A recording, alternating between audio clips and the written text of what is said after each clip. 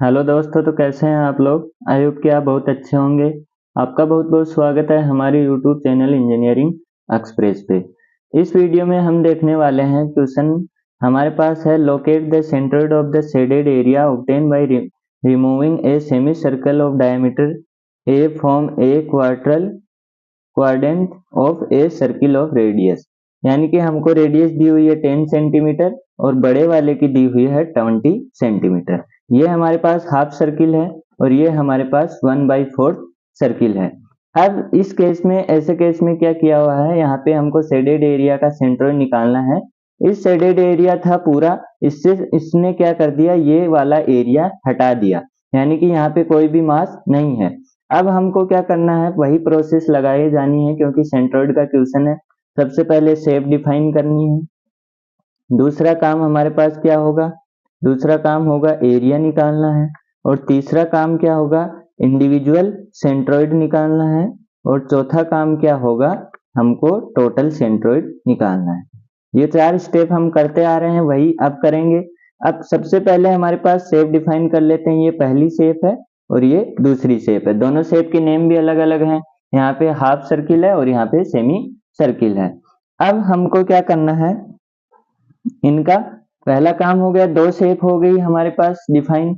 अब हमको क्या करना है, हमको एरिया डिफाइन करना है। एरिया करना है तो यहाँ पे 10 सेंटीमीटर हमको क्या दी है, डायामीटर।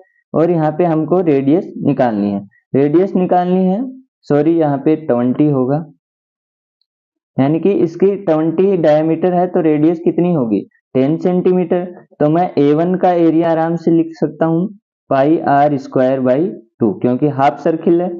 तो यहाँ पे कितना हुआ, पाई और 5 का स्क्वायर, 5 नहीं 10 का स्क्वायर अपॉन 2। तो ये हमारे पास हो जाएगा पाई इंटू 10 अपॉन 2, और ये हो गया 50 पाई सेंटीमीटर स्क्वायर। ये काम हो गया। A2 में आराम से लिख सकता हूँ, A2 कितना होगा, पाई आर स्क्वायर बाई 4, क्योंकि फोर्थ हिस्सा है। तो पाई इंटू 20 अपॉन 4, और ये हमारे पास कितना हो गया, ये हमारे पास हो गया 100 पाई सेंटीमीटर स्क्वायर। ये हो गया। अब हमको दूसरा काम हो गया। तीसरा काम क्या करना है, सेंट्रोइड, इंडिविजुअल सेंट्रोइड, यानी कि इसका सेंट्रोइड, सेमी सर्किल और हाफ सर्किल का सेंट्रोइड मैंने क्या बताया था, यहाँ पे y इधर अक्ष अक्ष में 0 और y में 4r अपॉन 3 पाई। तो फर्स्ट वाली का सेंट्रोइड कितना हो जाएगा, अक्ष में और y में, अक्ष में यहाँ पे होगा और y में यहाँ पे होगा। तो यहाँ से इधर गया अक्ष अक्ष, यानी कि 10 सेंटीमीटर, यही तो होगा, क्योंकि मेरी एक्सिस कहाँ है, यहाँ। अगर एक्सिस यहाँ होती ऐसे तो यहाँ पे 0 लिखता, लेकिन 10 क्यों लिखा, यहाँ पे हमारा सेंट्रोइड एक्स अक्ष में होगा, 0 पे बताया था मैंने, ये y में था, और अक्ष में कितना बताया था, 0 बताया था, जब हमारी यहाँ पे अक्ष एक्सिस होती है। लेकिन अब हमारी एक्सिस कहाँ हो गई, पैरेलल खिसक गई, कितनी, 10 सेंटीमीटर। तो मैंने यहाँ पे कितना लिखा, 10 सेंटीमीटर, और y में कितनी होगी, 4r अपॉन 3 पाई, यानी 4r कितनी है, 10 अपॉन 3 पाई। तो ये हो जाएगी 40 अपॉन 3 पाई। आई बात समझ। सेकंड में क्या होगा, 4r अपॉन 3 पाई, 4r अपॉन 3 पाई, यानी x और y बराबर होंगे 4r अपॉन 3 पाई के, लेकिन यहाँ पे r रेडियस 20 है अपॉन 3 पाई, तो यहाँ पे हो गया 80 अपॉन 3 पाई सेंटीमीटर। अब हमको क्या लिखना है, टोटल सेंट्रोइड। तो वही हमको लगाना है, x total A1 x1 plus A2 x2 upon A1 plus A2। तो यहाँ पे कितना हुआ, 50 pi into 10 plus 100 pi into 80 upon 3 pi upon total कितना हुआ, 150 पाई। दोनों को जोड़ा तो कितना हुआ, 150 पाई। और ये वैल्यू हमारे पास कितनी आएगी, यहाँ पे पाई से पाई कैंसिल हो गया, और 50 इंटू 3.14 इंटू 10, ये कितना हुआ, 15570 प्लस यहाँ पे हुआ 8 डिवाइड बाई 3, ये हुआ 2666 0.6 अपॉन 150 इंटू 3.14, ये हुआ 471।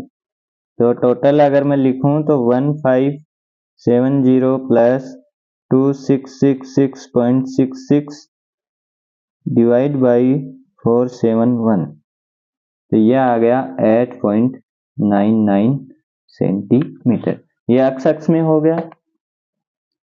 अब यहाँ पे हमने एक गलती कर दी और किसी को पता भी नहीं लगा। वो गलती हमारी क्या थी? गलती हमारी यहाँ पे ये हुई है कि यहाँ पे मास क्या है, यहाँ पे एरिया खाली है, लेकिन हमने क्या कर दिया, एरिया को जोड़ दिया। इसका मतलब ये क्या है, ये हमारा गलत है। हमको यहाँ पे क्या करना है, नेगेटिव करना है। तो यही चीज मैं याद दिलाने के लिए आपको क्या किया हूँ, गलत किया हूँ। जानबूझ के मैंने ये काम किया है, क्योंकि कुछ बच्चे फ्लो में बैठे हैं आराम से, उनको पता भी नहीं है कि गलत कर दिया है। इतनी देर हम ये प्रोसेस कर रहे थे, लेकिन यहाँ पे क्या किया, यहाँ पे क्वेश्चन अलग है। उसने इस एरिया को हटा दिया, -a1, यानी यहाँ पे -a1 होगा। a1 नेगेटिव कर दिया है, a1 नेगेटिव कर दिया है। इसको वापस हटाएंगे, इसको जोड़ेंगे नहीं, इसको नेगेटिव कर दिया है। और यहाँ पे 100 पाई माइनस 50 पाई कितना होगा, 50 पाई। अब हमारी कैलकुलेशन होगी, तो हमारे पास कितना आया, -500 पाई प्लस यहाँ पे हुआ 8000 अपॉन 3 और 50 पाई। तो ये हमारे पास कितना आएगा, 1570 नेगेटिव में प्लस 2666.6 अपॉन 55 कितना होगा, ये होगा 157।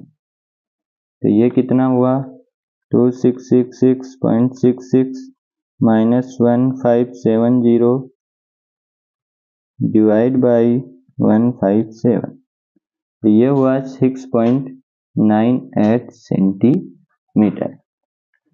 अब ऐसे ही आपको y में करना है, तो y में किया तो हमारे पास क्या होगा, -a1 y1 plus a2 y2 upon -a1 plus a2। आई बात समझ? अब यहाँ पे क्या होगा, a1 कितना है, 50 पाई, यानी -50 pi into 40 upon 3 pi plus 100 pi into 80 upon 3 पाई। और अब नीचे आ जाएगा हमारे पास 50 पाई, और इसकी कैलकुलेशन करेंगे तो हमारे पास क्या आएगा, पाई से पाई कैंसिल, पाई से पाई कैंसिल, और यहाँ पे वैल्यू आ जाएगी 50 इंटू 40 2000 डिवाइड बाई 3, यानी कि 666.66 प्लस ये हमारे पास क्या हो गया, सेम वही आएगा 2666.66, और ये होगा 157। तो यहाँ पे हमारे पास क्या हुआ, 2000 डिवाइड बाई 157, यानी कि 12.73 सेंटीमीटर। यह आ गया हमारा y में सेंट्रोइड, और ये आ गया हमारा अक्ष में सेंट्रोइड। अब सेम ऐसा ही क्वेश्चन है दूसरा। यहाँ पे हमारे पास क्या दी हुई है, दो सर्किल दिए हुए हैं, हमको इस एरिया का सेंट्रोइड निकालना है, यानी कि ये एरिया हमारे पास है। अब इसके अंदर हमारे पास कितनी शेप है, पहली शेप और दूसरी शेप। तो सबसे पहले हमने शेप डिफाइन कर ली कि दो शेप हैं। अब एरिया निकालेंगे दोनों का, तो हमारे पास क्या हो जाएगा, पाई r स्क्वायर बाई 2। यहाँ पे दोनों का 2 होगा क्योंकि दोनों हाफ सर्किल है। तो यहाँ पे पाई इंटू 16 अपॉन 2, और a2 क्या हो जाएगा, पाई इंटू 20 अपॉन 2, और दोनों का सेंट्रोइड क्या हो जाएगा, x और y में 4r अपॉन 3 पाई, 4r अपॉन 3 पाई, ये y में हो जाएगा, और x1 x2 दोनों के क्या हो जाएंगे, 0 हो जाएंगे।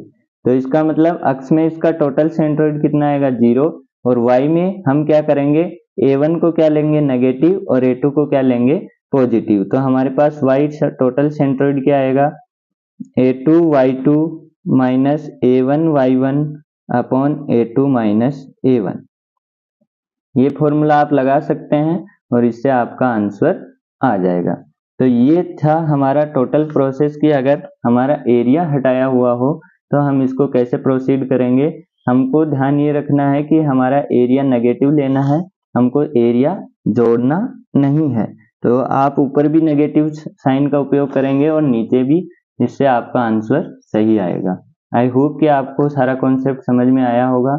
अगर वीडियो अच्छी लगी हो तो वीडियो को लाइक करें, चैनल को सब्सक्राइब करें और कोई डाउट हो तो आप कमेंट बॉक्स में पूछ सकते हैं। तब तक के लिए टाटा बाय बाय, धन्यवाद।